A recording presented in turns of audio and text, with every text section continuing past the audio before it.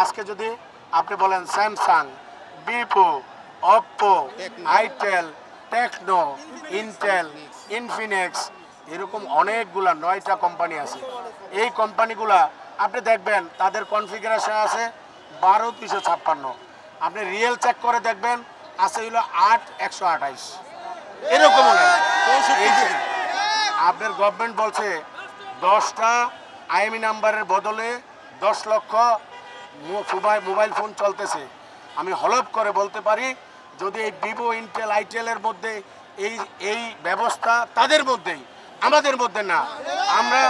আমরা যারা মোবাইল কিনে আনি আমরা Apple, Samsung flagship mobile, MI যারা একেবারে কোম্পানি থেকে আমরা এগুলা যারা এই যে লাগেজ ব্যাগেজ, আমি আমার পরিবারের জন্য 2টা মোবাইল নিয়ে আসি, এই মোবাইলগুলাই আমাদের কাছে দিয়ে যায়।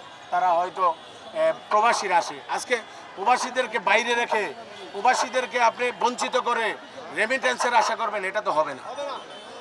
ডক্টর মোহাম্মদ ইউনূস স্যার, এখন আমি ওনার উদ্দেশ্যেই বলবো যে এই দেশের সর্বোচ্চ ব্যক্তি এখন আপনি, আপনার কাছে আমাদের বিনীত অনুরোধ যে আপনি এই বিটিআরসি, এনবিআর ওদেরকে ডাকেন, আমাদেরকে ডাকেন, বসানোর ব্যবস্থা করেন। আমরা বসে আমরা শান্তিপ্রিয় মানুষ, শান্তিপ্রিয়ভাবে সমাধান চাই। আপনি এই এনইআইআর সিস্টেম 16 ডিসেম্বর চালু হলে 20,000 ব্যবসায়ী পথে বসবে, 18 কোটি জনগণ ক্ষতিগ্রস্ত হবে, 2 লক্ষ প্রবাসী ক্ষতিগ্রস্ত হবে।